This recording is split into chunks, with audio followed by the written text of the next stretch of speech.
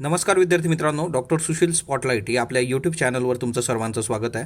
आज आपण 16 डिसेंबर 2020च्या चालू घडामोडींचं विश्लेषण बघणार आहोत. तत्पूर्वी गेल्या 3 दिवसामध्ये जे काही लेक्चर्स अपलोड झाले नव्हते त्यासाठी बऱ्याचशा विद्यार्थ्यांनी कमेंट्स केल्या होत्या, हेल्थ संबंधी विचारणा केली होती किंवा दुसरे काही इश्यू असतील तर तुम्हा सर्वांचे खूप खूप आभार. शेवटी हे स्पॉटलाईट फॅमिलीचं एक बॉन्डिंग आहे आणि त्याच्यामुळे ह्या गोष्टी घडत असतात. सो काही अपरिहार्य कारणांमुळे ते अपलोड होऊ शकले नव्हते. स्पॉटलाईट रायटिंग फोरमच्या ज्या ॲक्टिव्हिटीज आहेत त्या ॲक्टिव्हिटीजमध्ये इनरोल करण्यासाठी spotlightritingforum@gmail.com या मेल आय डीवर तुम्ही मेल करून IAS मेन्स करता डेली आन्सर रायटिंगमध्ये इनरोल करू शकता, वीकली एसे GSमध्ये इनरोल करू शकता, MPSCमध्ये मराठी आणि इंग्रजी निबंध आहेत.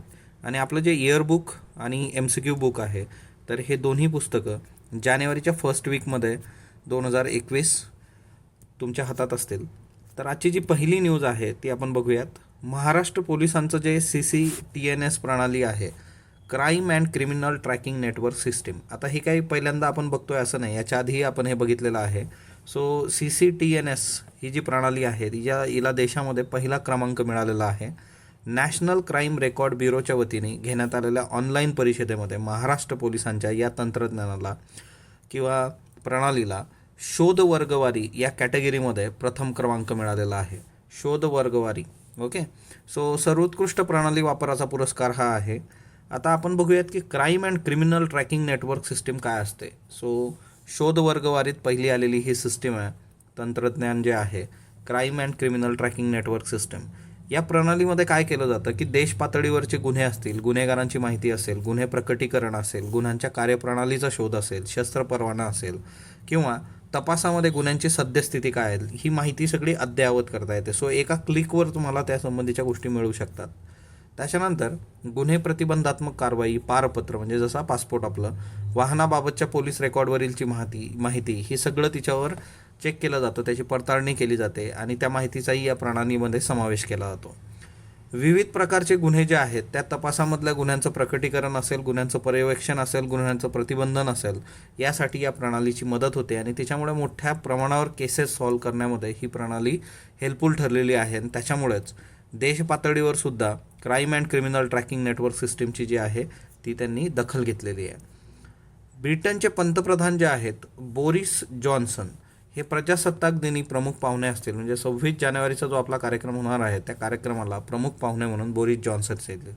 आता बोरिस जॉन्सन हे का पार्टिसिपेट करतील याच्यामध्ये किंवा प्रमुख पाहुणे म्हणून, कारण भारताचे पंतप्रधान नरेंद्र मोदी यांनी त्यांना इन्व्हाइट केलं होतं, म्हणजे आपण आमंत्रित केलं आणि त्यांनी ते आमंत्रण स्वीकारलेलं आहे. G7ची जी शिखर बैठक आहे तिच्यासाठी ब्रिटनने आता भारताला आमंत्रित केलेलं आहे आणि ब्रिटन या शिखर बैठकीचा यजमान आहे. आता G7मध्ये कोण कोण येतं ते तुम्हाला कमेंट बॉक्समध्ये सांगाल की G7चे देश कुठले आहेत, भारताचा तिच्यामध्ये समावेश आहे किंवा नाही. व्हाईस ॲडमिरल श्रीकांत जे आहेत त्यांचं निधन झालेलं आहे. कोरोनामुळे निधन झालं 15 डिसेंबर 2020 रोजी आणि 31 डिसेंबरला ते सेवानिवृत्त होणार होते आणि त्याआधीच त्यांची प्रकृती खालावली होती. सो व्हाईस ॲडमिरल श्रीकांत यांचं निधन झालेलं आहे. महिला विश्वचषक जो आहे वन डेचा, एक दिवसीय, त्याच्यासाठी 2022मध्ये तो होणार आहे. याचा जो कालावधी आहे तो 4 मार्च ते 3 एप्रिल 2022 असा आहे. आणि याचं जे यजमान देश आहे किंवा होस्ट आहे ठिकाण जे आहे ते न्यूझीलंड आहे. न्यूझीलंडमध्ये हा होईल.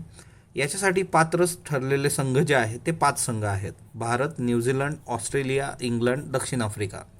अजून 3 संघ याच्यामध्ये येतील. हे 3 संघ ICCच्या पात्रता फेरीच्या स्पर्धेतून पात्र ठरणार आहेत. सो हे 5 अधिकत जे ICCच्या पात्रता फेरीतून येतील ते 3, असे टोटल 8 संघ महिलांच्या एक दिवसीय विश्वचषक क्रिकेट स्पर्धेमध्ये सहभागी होतील. 2022मध्ये स्पर्धा न्यूझीलंडमध्ये होणार आहे. ब्रिटनमध्ये करोनाचा नवा अवतार, म्हणजे आता ॲक्च्युली वेगवेगळे जे काही स्टेन्स आहेत तर तसा एक नवीन विषाणू जो आहे करोनाचा तो ब्रिटनमध्ये समोर आलेला आहे, आग्नेय ब्रिटनमध्ये. आणि त्याच्यामुळे लंडनमध्ये 16 डिसेंबर म्हणजे आजपासून कडक निर्बंध लावण्यात आलेले आहेत. आरोग्यमंत्री जे आहेत मॅट हॅकॉक यांच्यानुसार आग्नेय ब्रिटिश भागामध्ये केवळ 7 दिवसात करोना संसर्गाचं रुग्ण जे आहेत ते दुपटीने वाढलेले आहेत, डबल झालेत रुग्ण. याच्याबरोबरच दुसरं जे आहे ते दक्षिण आफ्रिका आहे. बघा, दक्षिण आफ्रिकेने त्यांचे सागरी किनारे जे आहेत तर ते बंद करून टाकलेले आहेत, करोनाची दुसरी लाट येण्याचे चान्सेस आहेत म्हणून. तर हेही एक महत्त्वाचं एक लक्षात ठेवा. पण इतकं मात्र आहे की आता आपल्याकडेही जरा खूपच निवांत झालीत लोक, थोडी आपण काळजी स्वतःची घेणं गरजेचं आहे. तटरक्षक दलाचं सुजित नावाचं जे जहाज आहे ते देशसेवेमध्ये दाखल झालेलं आहे. सुजित जहाजाची जर वैशिष्ट्य आपण बघितली ते एकतर याची निर्मिती किंवा मॅन्युफॅक्चरिंग जे आहे ते गोवा शिपयार्ड लिमिटेड कंपनी गोव्यातच झालेलं आहे. याचं उद्घाटन पण गोव्यातच करण्यात आलेलं आहे काल. याची वैशिष्ट्य काय आहेत बघा. अत्याधुनिक दिशादर्शक आणि दूरसंचार यंत्रणा याच्यामध्ये आहे. एकात्मिक पूल प्रणाली आहे, व्यवस्थापन प्रणाली आहे, बोफोर्स तोफांचा समावेश आहे. बघा या बोफोर्सनी बराच राजकारण हे केलं होतं भारतातलं, तर त्या तोफाही याच्यामध्ये आहेत. 2 इंजिनचं हेलिकॉप्टर आणि 4 उच्च गतीच्या बोटी इत्यादी सामग्री याच्यामधून वाहून नेता येऊ शकते. अतिविशिष्ट आर्थिक क्षेत्राच्या देखरेखीसाठी हे जहाज वापरण्यात येणार आहे. तर याचा वापरही यांनी क्लिअर केलेला आहे. अतिविशिष्ट आर्थिक क्षेत्राचे देखरेख. सो जहाज सुजित जे आहे तर ते एक लक्षात ठेवा संरक्षणामध्ये. त्याच्यानंतर प्राध्यापक रोद्दम नरसिंह किंवा आर नरसिंह असंही म्हटलं जातं यांना, रोद्दम किंवा आर नरसिंह, वय वर्ष 87, यांचं निधन झालेलं आहे. ज्येष्ठ अंतराळ वैज्ञानिक ते होते. 1962 ते 1999 या कालावधीमध्ये भारतीय विज्ञान संस्थेमध्ये अंतराळ अभियांत्रिकी या विषयाचे शिक्षक होते ते, आणि त्यांनी ते शिक्षण दिलं. 1984 ते 1993 संचालक होते राष्ट्रीय अंतराळ प्रयोगशाळेचे. एक पुस्तक जे आहे ते त्यांनी APJ अब्दुल कलाम सर जे आहेत त्यांच्याबरोबर लिहिलेलं आहे. तर त्या पुस्तकाचं नाव आहे developments in fluid mechanics and space technology. So हे जे पुस्तक आहे हे दोघांनी लिहिलेलं आहे, डॉक्टर APJ अब्दुल कलाम आणि आर नरसिंह. तर यांचं निधन झालेलं आहे. समाजवादी नेते रणजित भानू यांचंही निधन झालेलं आहे. त्यांचं वय होतं 91. मुंबई जनता पार्टीचे माजी अध्यक्ष आणि माजी आमदार ते होते. ज्येष्ठ समाजवादी नेते जॉर्ज फर्नांडिस यांचे निकटवर्तीय होते. 1978 कुलाबा मतदारसंघातून निवडून आलेले होते. न्यू इंडिया कोऑपरेटिव्ह बँक जी आहे त्याचे पदाधिकारी पण होते. त्यातल्या त्यात हे पर्सनॅलिटीमध्ये एक गोष्ट लक्षात ठेवा, व्यक्ती आपण बऱ्याचशा बघत असतो, पण ह्या व्यक्ती बघत असताना काही बेसिक गोष्टी तुम्ही बघितल्या पाहिजे. म्हणजे फॉर एक्झाम्पल की जे काही पॉलिटिक्समधले खूप ओळखले जाणारे किंवा खूप पॉप्युलर चेहरे आहेत किंवा मग एंटरटेनमेंटमधले आहेत, तर अशा लोकांबद्दल जास्त प्रश्न विचारले जातात रॅदर दॅन मग तुम्हाला. आता हे नाव आहे रणजित भानू, ते जनता पार्टी, समाजवादी आणि त्या सगळ्या याच्याशी महत्त्वाचं आहे, परंतु ह्या अशा व्यक्तीवर प्रश्न येण्याच्या ऐवजी तुम्हाला वरचं जे आपण आत्ताच बघितलं होतं बघा की रोद्दम नरसिंह यांच्यावर प्रश्न येण्याचे चान्सेस जास्त आहेत. ती पण पॉसिबिलिटी आपण बघितली पाहिजे.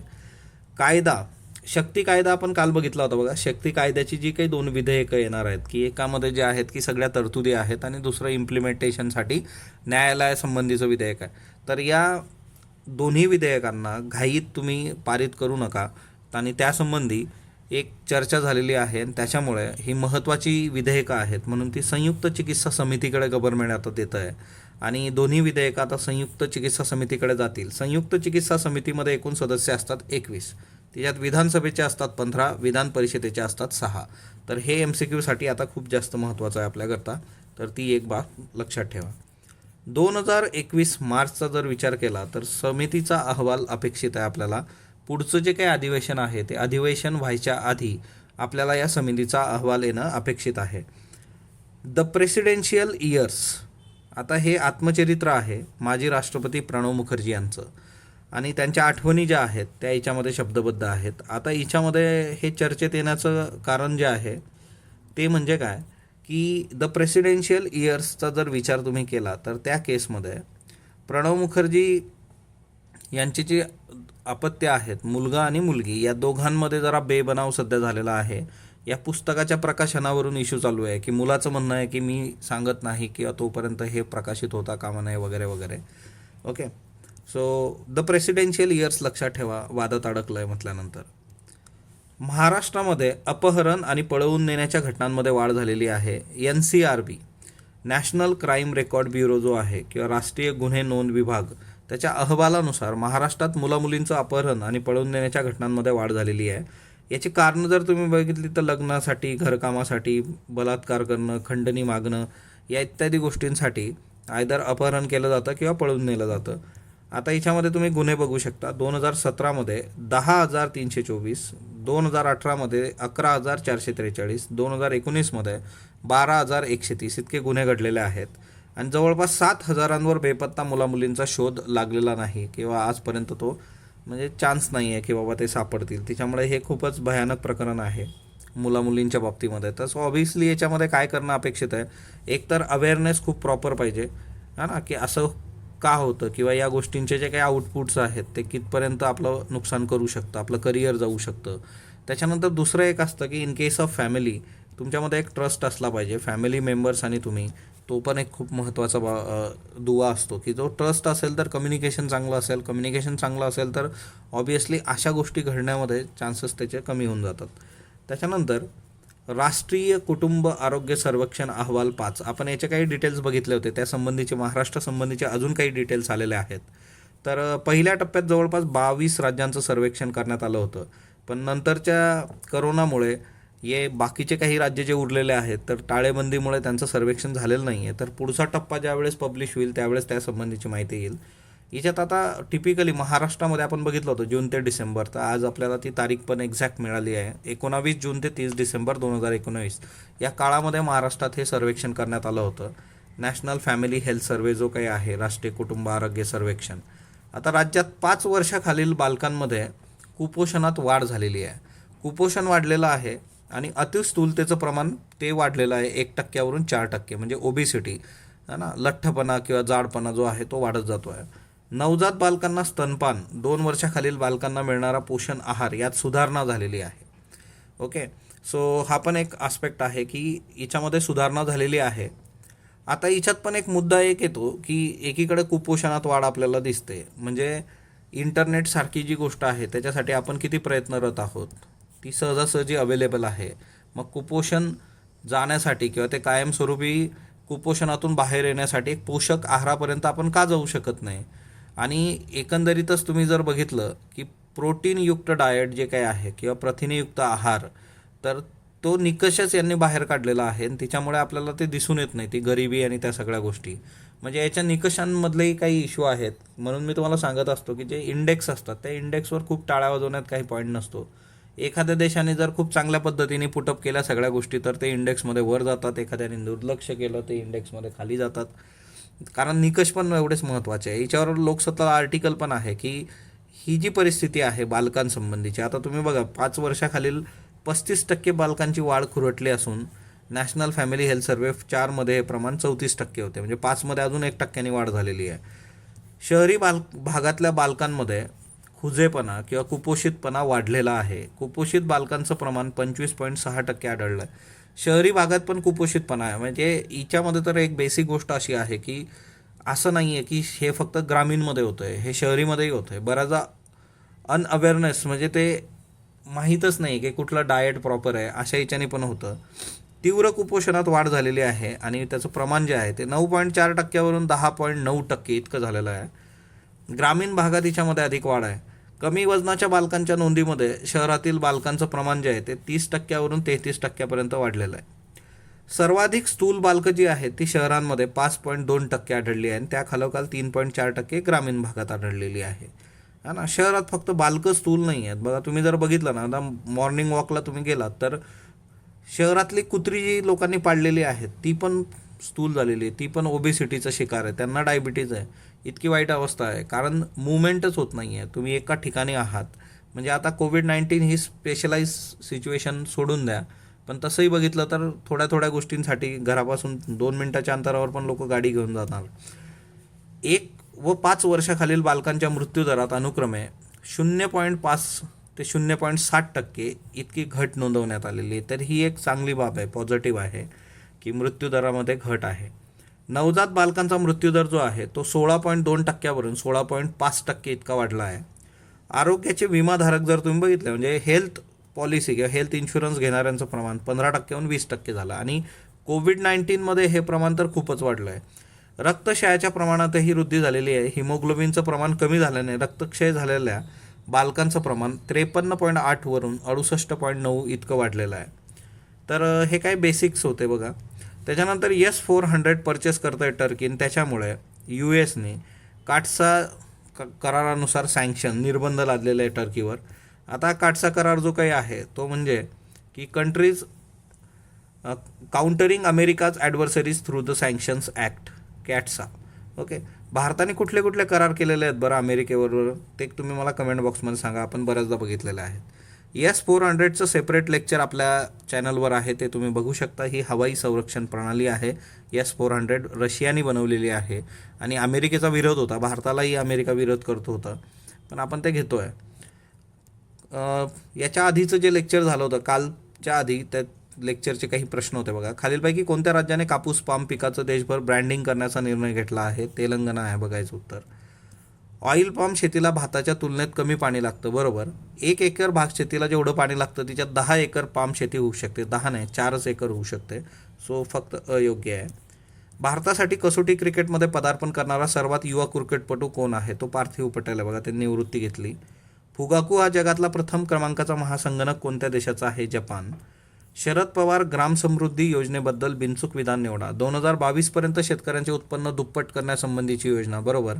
ग्रामपंचायत व त्या ग्रामपंचायतीतील घटक गावांचा विकास करणे, हेही बरोबर.